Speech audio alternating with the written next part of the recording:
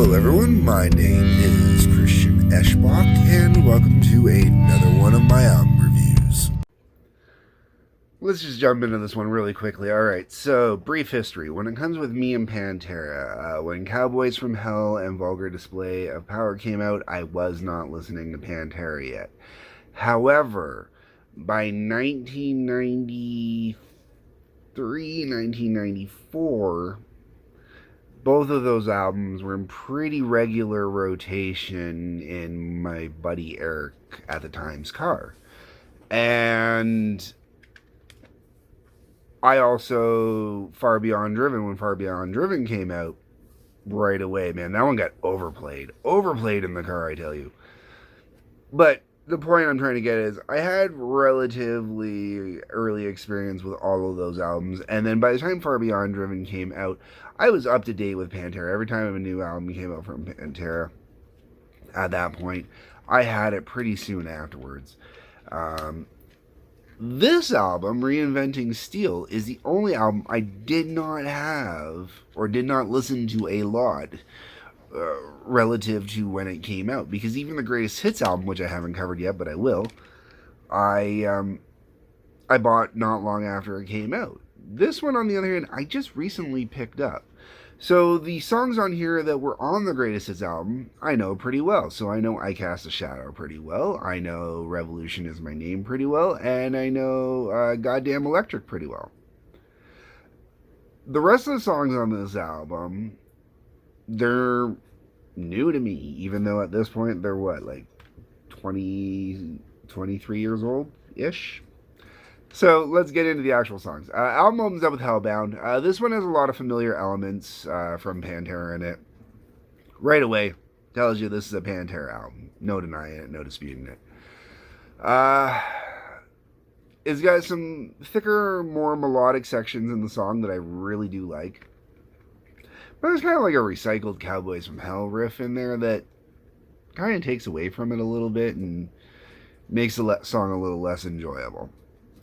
Goddamn Electric. As I mentioned, I know this song well. I've heard it a multitude of times. It's not one of my favorite songs, and at times it feels a little disjointed, like they just kind of slapped some riffs together and made a song out of it. It works, but it doesn't work for me. Best way to put it. That being said, it is still a decent tune. I got a few issues with it. And I think the slapping the riffs together, whenever that happens, or songs to me, whenever it feels like that's what they've done, the songs always seem to feel like they're longer than they actually are as well. So that kind of worked against the song too. Yeah. Yesterday Don't Mean Shit. It was nothing special. You've Got to Belong to It. Forget about it when it's done playing. Revolution Is My Name. I like this song. I understand why it was on the Greatest Hits album. Really good tune. I think it's one of the better crafted songs on the album. Alright, after Revolution Is My Name, we're on to Death Rattle, which is mildly amusing, but forgettable. We'll grind that axe for a long time. This one is Pantera by numbers, using just the album as a blueprint. So there is a certain sound to this particular album that you don't find on a lot of the other albums. This album does a lot more of the thicker, heavier kind of stuff and a little less on the shreddy stuff. And it's still just Pantera. You know, the whole way through, it is Pantera, But it's not Pantera by numbers as in, like the first song, Hellbound, is a little more Pantera by numbers because of the elements you can actually pick out from other songs or other time periods. This one is kind of Pantera by the numbers by this album because it really just kind of follows in with everything else on this album. Uplift, man, it's kind of long feeling. It Makes Them Disappear. I really dig the trippy parts at the start. And I kind of wish they had really kept going with the trippy parts of it. It was really kind of cool, and I think that's where the exploration should have been, because instead what they do is they turn it into Pantera by numbers. So I think there was a missed opportunity on that one. And then Outcast's Shadow closes out the album perfectly. Great tune, great vibe. I really like that they saved one of the better songs on this album for the end of the album. You know, really kind of makes you want to come back for more, which is great. The whole way around, Pantera needed to definitely take time. Sadly, things went the way they went, so this ended up being the last studio album, um, which is a shame. It really is. I really wish they would have done some of the other stuff they said they wanted to do.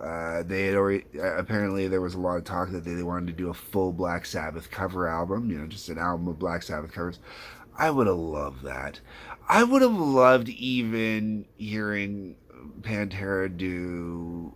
Cause Dimebag was a huge Kiss fan, so I would have loved to hear Pantera do a whole entire Kiss cover album as well. That would have been awesome too, as well as to see them come back and do some original material. I really think that if they got to the point where they kind of started exploring more and getting into more trippy stuff, I think it could have been really cool, man. Like that was there was some potential on this album. There was some potential. It just I think that they got lost. It's kind of like the front cover too. You know, like I just it does nothing really for me. You know, it's kind of like sad. It really is. All right, folks. At this point, I know I've gone fast on this one. I know I've cut it kind of short, and I know I've undersold the album. But I really, when you compare it to Vulgar, when you compare it to Cowboys, when you compare it to Far Beyond Driven, it's not in the same league. And I mean, I usually complain about those songs being way too angry for me, and this album doesn't have the angry to it. But they didn't replace the angry. They just kind of took the angry out and left kind of a void, it feels like, almost. You know? My thoughts, my views, my opinions. Let me know what you think. That's what the comment section is for. Let me know what you think of this album. Am I not being fair? Am I being too critical of this album? Too harsh on it? No. On your way down there, you'll see a link to Patreon. Please feel free to click on that. You can get some. You can join up and get exclusive content, or just throw some money my way. Whatever you want. You know, it's all good. If you are on Rumble, hit the join and follow button. If you are here on YouTube, you're gonna hit the like button, the subscribe button, the bell for notifications. If you're on Locals, you're not watching this there yet.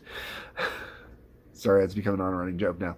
Peace, love, take care.